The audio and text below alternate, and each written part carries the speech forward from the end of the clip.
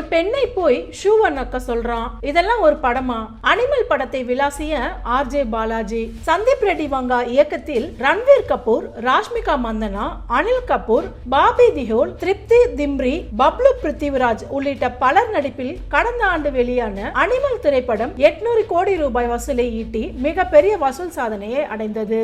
ஆனால் இதெல்லாம் ஒரு படமா என தி கோட் படத்தின் கேமராமேன் முதல் பல சினிமா பிரபலங்கள் அனிமல் படத்திற்கு எதிரான கருத்துக்களை தெரிவிக்கின்றனர். இந்நிலையில் சமீபத்தில் சிங்கப்பூர் சலூன் படத்தை ப்ரோமோட் செய்த ஆர்ஜே பாலாஜி யூடியூப் சேனலுக்கு அளித்த பேட்டியில் அனிமல் படத்தை நான் பார்க்கவே இல்லை என்றும் அந்த படத்துக்கு எல்லாம் கை தட்டுவதை பார்த்துவிட்டால் எனக்கே தெரியாமல் அது போன்ற காட்சிகளை என் படத்தில் வைத்து விடுவோனா என்ற பயம் எனக்கு இருக்கிறது என்கின்றார். பிக் எஃப்எம்மில் ஆர்ஜேவாக பேசி அசத்தி வந்த ஆர்ஜே பாலாஜி எதிர்நீச்சல் படத்தில் கேமியோ ரோலில் நடித்து சினிமாவில் அறிமுகமானவர். சித்தார்த் நடித்த தீயா வேலை செய்யணும் குமார் படத்தில் காமெடியாக அறிமுகமானவர் இவர். வள்ளிடம் வாயை மூடி பேசவும், வடகரி, இது என்ன மாயம், நானும் ரவுடிதான், ஜில் ஜக் ஜக், முத்தின கத்திரிக்காய், தேவி, கடவுள் இருக்கான் குமாரு, கவலை வேண்டாம், ஸ்பைடர், வேலைக்காரன், தானா சேர்ந்த கூட்டம் உள்ளிட்ட பல படங்களில் காமெடியனாக நடித்து வந்த ஆர்ஜே பாலாஜி எல்கேஜி படத்தில் இருந்து ஹீரோவாக மாறிவிட்டார். ஹீரோவாக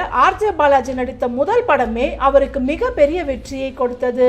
எல்கேஜி படத்தில் அரசியல் நையாண்டி காமெடிகளை சரவெடியாக அடித்து நொறுக்கி இருந்தார். அடுத்து நயன்தாராவுடன் இணைந்து மூக்குத்தி அம்மன் படத்தில் மூட நம்பிக்கைகளுக்கு எதிரான படத்தை கொடுத்திருந்தார். வீட்ல விசேஷம், ரன் பேபி ரன் உள்ளிட்ட படங்களில் நடித்த ஆர்ஜே பாலாஜி அடுத்து கோகுல் இயக்கத்தில் சிங்கப்பூர் சலூன் படத்தில் நடித்து முடித்துள்ள நிலையில் அடுத்த வாரம் அந்த படத்தின் ரிலீஸுக்காக தொடர்ந்து ப்ரமோஷன் பணிகளில் ஈடுபட்டு வருகிறார். சமீபத்தில் பேட்டி ஒன்றில் அனிமல் படம் சொல்லுங்க ஆர்ஜே பாலாஜி என்ற கேள்வி கேட்கப்பட்ட நிலையில் அனிமல் படத்தை பார்க்கவே இல்லை, பெண்களை அடித்து துன்புறுத்துவதை பார்த்து ரசிப்பது, ஷூவை எல்லாம் நக்க சொல்றான்னு சொல்றாங்க, அதையெல்லாம் எப்படி பார்த்து கை தட்டுறாங்கன்னே தெரியல. ஒருவேளை நான் அதையெல்லாம் பார்த்து என் படத்தில் தப்பித்தவரை கூட அந்த மாதிரி சீனை வைத்து விட்டால் நல்லாவா இருக்கும்? சினிமாவை சினிமாவா பார்க்கணும், கிராஃப்டை பார்க்கணும் என சொல்வதெல்லாம் மடத்தனம் என இயக்குனர் சந்தீப் ரெட்டி வங்காவை விளாசி தள்ளிவிட்டார். அதிக அளவில் ஆபாச காட்சிகள், நிர்வாண படுக்கறையில் ஹீரோயினுடன் உல்லாசம் என ராஷ்மிகா மந்தனா, திருப்தி திம்ரி என